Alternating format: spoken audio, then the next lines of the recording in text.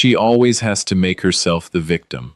Those were the first words my son-in-law said after my wife hit the glass front of our dining room cabinet hard enough to crack it. Diane was on the floor beside the table, one hand pressed against her temple, the other twisted beneath her, and for a second I couldn't tell whether she was conscious. Cole stood 6 feet away with his jacket over one arm, breathing hard, looking less frightened than annoyed. I had watched the whole thing. Diane had stepped between him and our daughter, Leah, after he called her stupid for spilling a glass of wine. Diane told him nobody spoke to her daughter that way in our home. Cole grabbed Diane by the wrist. She told him to let go. He shoved her. It wasn't an accident. And it wasn't a little push. She went backward into the cabinet and dropped like her legs had disappeared beneath her. For one wild second, every part of me wanted to cross that room and put Cole on the floor. I was 68 years old. Not 28, but anger does strange things to your sense of age. Then Diane made a sound I had never heard from her before. Barely more than a breath, and I forgot Cole existed. I knelt beside my wife, told Leah to bring me a clean towel, and dialed 911. The dispatcher asked what happened. I didn't soften it. I said, "My son-in-law intentionally shoved my wife into a cabinet. She hit her head, and she's having trouble staying awake." Cole's face changed when he heard me use the word intentionally. "You don't know what you saw," he snapped. I looked at him once and said, "Don't touch her. Don't touch Leah. Stay where you are." He laughed, but there was less confidence in it now. Our 10-year-old granddaughter, Emma, was standing frozen in the hallway with both hands over her mouth. I told Leah to take her upstairs and lock the bedroom door until the police arrived. Cole called after them, "Leah, don't start this. Your mother lost her balance." Leah stopped on the stairs. For years, she had reacted to his voice like a person hearing an alarm. Her shoulders tightened, her eyes dropped, and she almost turned around. Diane opened her eyes just then and whispered, "Go with Emma." Leah kept walking. That small decision mattered more than any of us understood at the time. The paramedics arrived in 9 minutes. 2 Raleigh police officers came right behind them. I gave the officers the same account I had given the dispatcher, pointed out the position of the broken cabinet, showed them where Cole had been standing, and told them our dining room camera had recorded the entire room. I had installed the camera after a burglary 2 years earlier and had almost forgotten it was there. Cole had forgotten too. When one officer asked him to wait in the living room, he finally stopped smiling. Diane was transported to Wake Med with a concussion, a fractured wrist, and a cut above her hairline that needed 7 stitches. Before I followed the ambulance, I used my phone to save the camera footage to 2 separate places and handed the officers the original recording information. I did not chase Cole. I did not threaten him.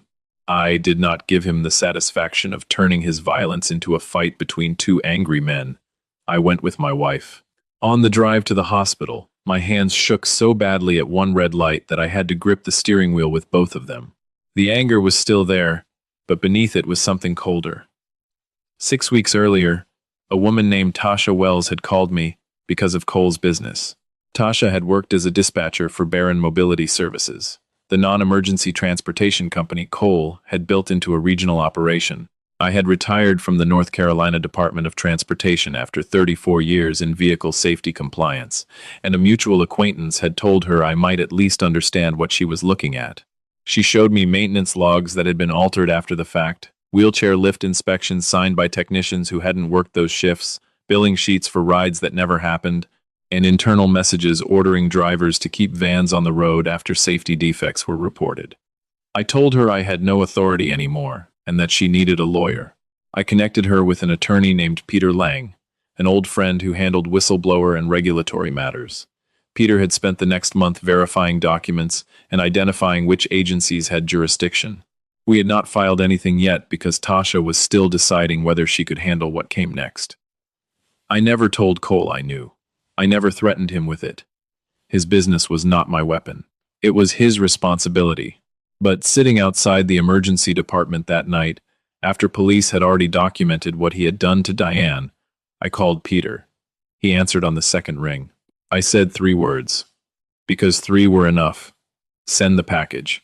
Peter was quiet for a moment, then said, Tasha signed the affidavits this afternoon. I can file tonight. I looked through the emergency room doors and saw Leah holding Emma against her chest while a nurse pushed Diane toward imaging. File it, I said. Every proper channel. Nothing more, nothing less. Peter understood.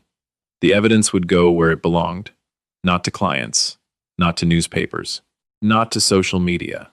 To the State Transportation Safety Office, the State Medicaid Fraud Control Unit because of the billing records, and the insurer whose policies were tied to the vans. Cole had spent years believing rules were obstacles for other people. That night, for the first time, the people responsible for enforcing those rules were going to see the records he thought no one outside his office would ever read. Diane stayed overnight for observation, and unlike what Cole apparently expected, the assault did not vanish inside our family. A police officer came to the hospital before midnight and took Diane's statement after the doctor cleared her to talk. She tried to minimize it at first. I could see it happening before she even finished her first sentence. She said Cole had been upset. She said family dinners could get tense. She said she might have stepped the wrong way when he released her wrist. The officer did something I will always respect him for. He didn't argue with her. He put his notebook down and asked, "Mrs. Mercer, are you afraid that telling me exactly what happened will make things worse for your daughter?" Diane stared at him. Then she started crying. Not loud, dramatic crying. Just silent tears that seemed to embarrass her. She finally said, "Yes." The officer asked whether Cole had hurt her before. Diane looked at me. I told her, "You don't have to protect anybody from the truth." She admitted that he had shoved her shoulder during an argument the previous Christmas and squeezed her arm hard enough to bruise it after she challenged the way he spoke to Leah. She had hidden both incidents because Cole always apologized afterward, and because he repeatedly told her that if she caused trouble, he would move Leah and Emma to another state and make sure we barely saw them again. That explained what I had mistaken for endless patience. Diane wasn't weak. She had been bargaining with fear. She believed every insult she swallowed, bought another month of access to her daughter and granddaughter. The officer documented everything and told us detectives would review the video and prior incidents. Cole was not allowed back into our home. By 1 in the morning, Leah had stopped answering his calls. By 2, she had turned her phone completely off. Emma slept curled in a chair with a hospital blanket around her shoulders. I watched my daughter stare at the floor for almost an hour before she said, "Dad, I knew he was mean to Mom. I didn't know he would do that." I wanted to say, "You should have known." I wanted to list every dinner we had cut short, every holiday he had ruined, every time Diane had cried after they left. Instead, I asked, "Has he ever put his hands on you?" Leah answered too quickly, "No." I waited. She rubbed her thumb across a fading yellow mark near her elbow. "Not like that," she added. I understood the difference she was trying to create because Diane had created the same difference for years. Not like that. Not hard enough. Not often enough. Not serious enough. Those 4 excuses can hold a family hostage for a long time. Around 3 in the morning, Emma woke and asked if she could tell me something without her dad knowing. Leah immediately said, "Emma, you don't have to talk about anything tonight." Emma looked at her mother and said, "I think I do." She told us Cole had been making Leah turn off the hallway camera in their house when they argued because he didn't want private family things recorded. She also said there had been a van accident 3 months earlier that Cole made Leah lie about. That caught my attention. Leah closed her eyes. The story came out slowly. One of Cole's wheelchair vans had rolled backward in the driveway of an assisted living center because of a brake issue. No passenger had been seriously hurt, but an elderly rider had been thrown sideways hard enough to need medical evaluation. Cole told the facility the driver had failed to set the brake. Later, Leah found messages showing the driver had reported brake trouble twice that week. Cole had asked Leah to tell his insurance adjuster that she had heard the driver admit fault. She had done it because Cole said the company would collapse if the insurer blamed maintenance. I asked if she still had those messages. She whispered, "I think they're on my old tablet." That was the moment the story changed for me. Until then, I had thought Cole's business misconduct and the way he treated our family were 2 different sides of an arrogant man. They weren't. They came from the same belief. He believed the truth belonged to whoever could scare everyone else into repeating his version. Before sunrise, Leah agreed to speak to the detective about the insurance statement. I called Peter again, not to ask him to do anything new, but to tell him another witness might have relevant records. He told me to leave the evidence untouched, preserve the device, and let investigators request it properly. That advice mattered. I didn't want a revenge story. I wanted a record nobody could dismiss as an angry father trying to punish his son-in-law. By the time Diane came home 2 days later, the house felt unfamiliar, even though nothing in it had changed except the cracked glass in the dining room cabinet. I refused to repair it immediately, not because I wanted Diane to stare at the place where she fell, but because detectives had asked us not to disturb anything until their photographs were complete. That practical detail helped her more than I expected. It made the incident real in a way all the years of excuses had not. There was a report number, there were photographs, there was video, there was a doctor who had written down her injuries. There were officers who had heard her say she was afraid. Cole could not rewrite those things by raising his voice. Leah and Emma stayed with us. On the third morning, Leah drove to her house with a police standby to collect clothes, school supplies, and the old tablet. Cole had already been served with a temporary protective order after the detectives reviewed the dining room video and Diane's statement. He was furious, but fury had stopped being useful to him. He could not come to our house. He could not contact Diane directly. He could not threaten Leah into bringing Emma back. He had rules now, written by someone he couldn't intimidate. Meanwhile, the business investigation moved at a pace that was slower than anger, but faster than Cole expected. The state acknowledged Tasha's complaint and scheduled a records preservation request. The insurer opened a fraud review. The Medicaid investigators requested trip logs and billing records. Nothing collapsed overnight. That made it worse for him in a different way. Every day brought another question he couldn't answer without creating two more. On Monday, Peter called and said a second former employee had contacted his office after learning regulators were asking about maintenance records. On Wednesday, the insurer requested the van service histories. On Friday, an assisted living facility temporarily suspended new trips with Barron Mobility until it could confirm the fleet was safe. Cole called me from a number I didn't recognize. I answered, because I wanted to know whether he was about to violate the order in a way the police needed to document. His voice was controlled at first. "Harold, whatever you think you're doing, stop," I said. "I am sitting in my kitchen." He took a breath. "You know what I mean. Tasha is talking. State people are calling my office. My insurer is acting like I'm a criminal." I looked across the room at Diane, who was practicing the wrist exercises her doctor had given her. "Then answer their questions," I said. Cole's control cracked. "You think this is about Diane? She got hurt." I said I was sorry. Diane heard him through the phone. She stood up, walked over, and held out her hand. I gave her the phone. She said, "You never apologized to me." Cole went silent. Diane continued, "You told Leah I made you do it. You told the police I slipped. You told Emma not to talk about what she saw. That isn't an apology." His voice dropped. "Diane, we are family," she answered. "Family is the reason I forgave you too many times. It is not a shield you get to stand behind now." Then she handed the phone back to me and sat down. I did not need to say another word. I ended the call. That was the first moment I saw the woman I had married 43 years earlier coming back. Not the woman who had been injured, not the frightened mother-in-law trying to keep everybody calm, but Diane, the librarian who once made a school principal rewrite an entire disciplinary policy because it punished kids who reported bullying. Fear had bent her for a while. It had not erased her. 2 days later, Leah found the old tablet. The messages were still there. Cole telling a manager to fix the dates on maintenance entries. Cole telling Leah the break report was just paperwork. Cole instructing an employee to bill a return trip after a rider had canceled because the state never checks every ride. Leah sat at my kitchen table, reading messages from her own husband as if she were meeting him for the first time. She said, "I thought he was under pressure. I thought successful people had to be ruthless sometimes." I told her, "Pressure doesn't create a man's values. It reveals them." She looked at me and asked a question that hurt more than I expected. "Why didn't you tell me you suspected all this?" I answered carefully. "Because suspicion from your father would have sounded like hatred of your husband. Evidence from his own records is different. I wanted you to see what was true, not what I wanted you to believe.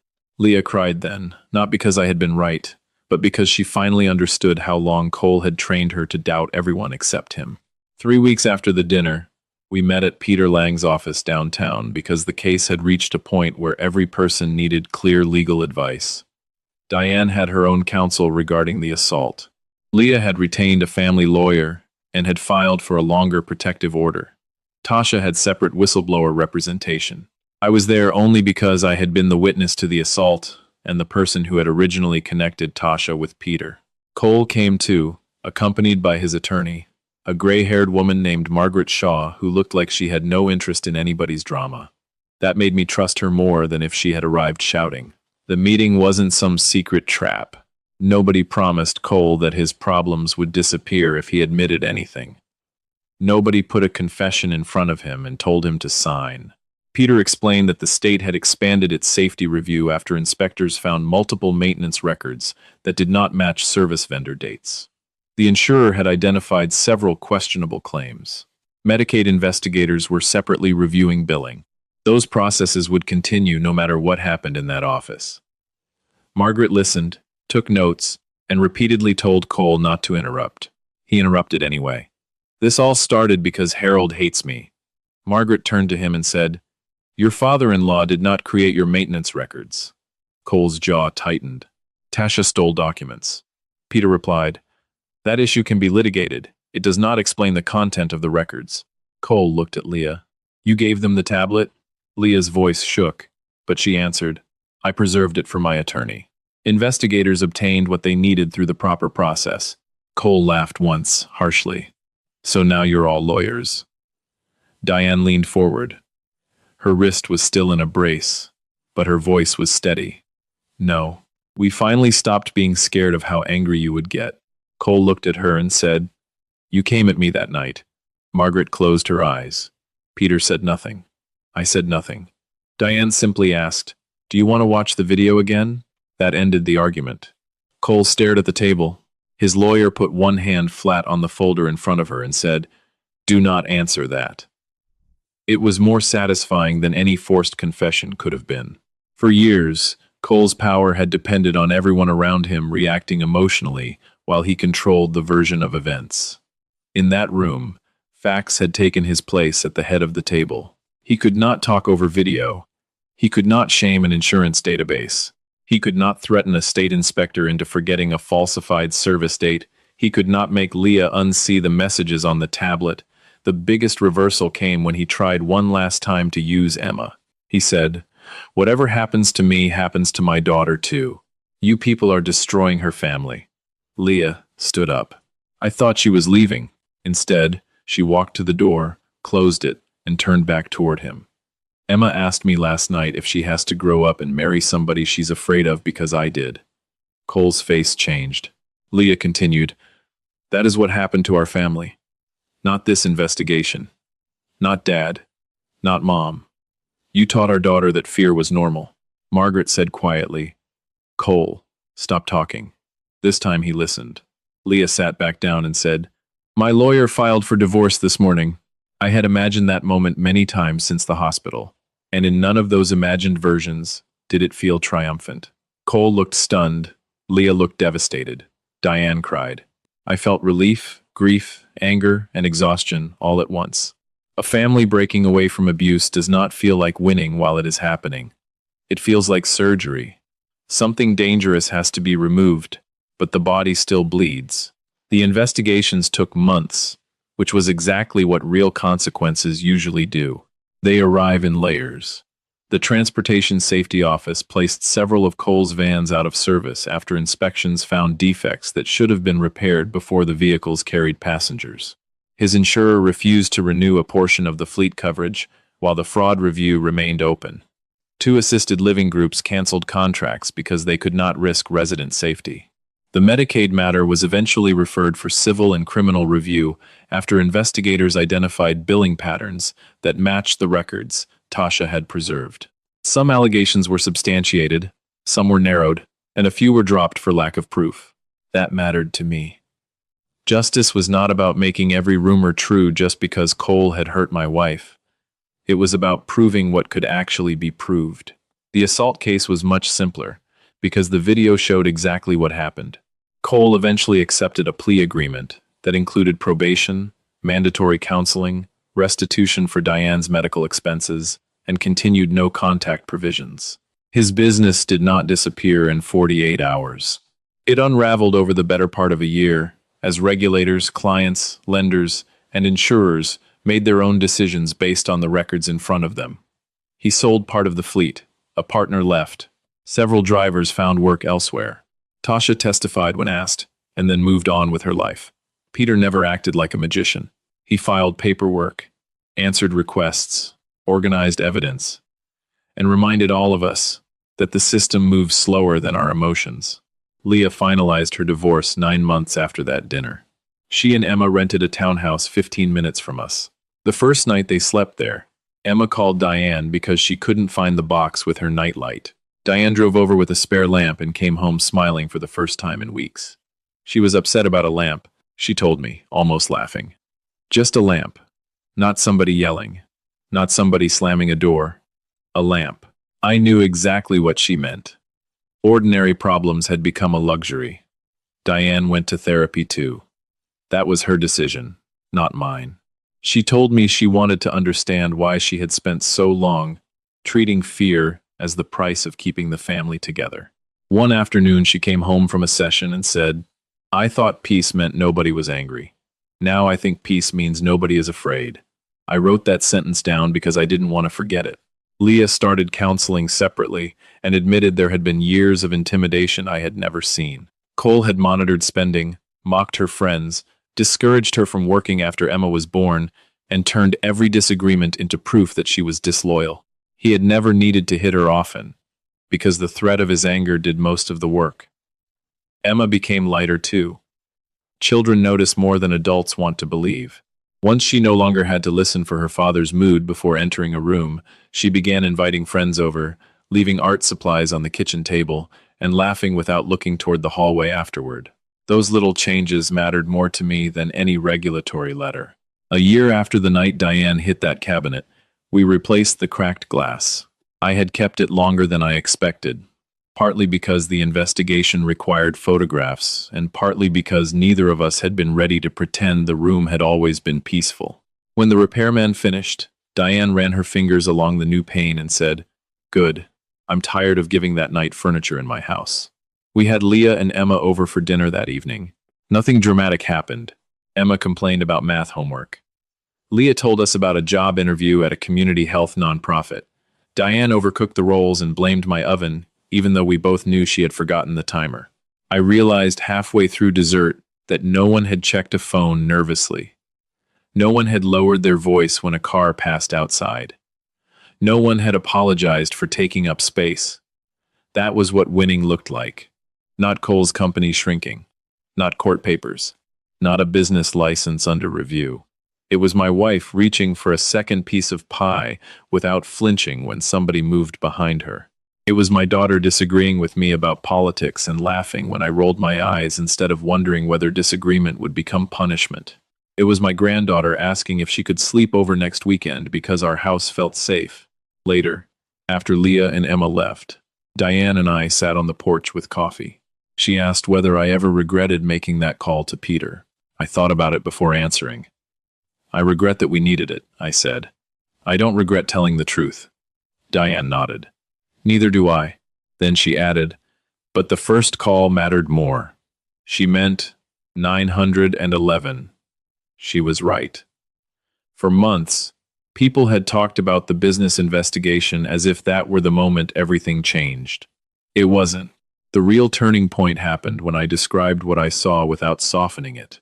When Diane eventually did the same. When Leah stopped translating Cole's cruelty into stress. And when Emma learned that adults would listen to her without making her responsible for what happened next. The second call exposed records. The first call broke the habit of silence. So if you're a husband watching someone you love, excuse behavior that frightens her. If you're a father watching your daughter shrink herself to keep a marriage calm. Or if you're a grandfather wondering whether protecting a family means staying quiet so the children don't have to choose sides, remember what it took me too many years to learn.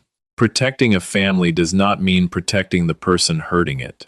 Kindness is not the same thing as permission. Forgiveness is not the same thing as access. And when somebody keeps demanding silence in the name of peace, look closely at who benefits from that silence. I nearly learned that lesson too late, kneeling on my dining room floor with my wife's blood on a towel and my granddaughter crying upstairs. I will never forget that night, but I no longer think of it as the night Cole destroyed our family. It was the night we finally stopped letting him define what family was.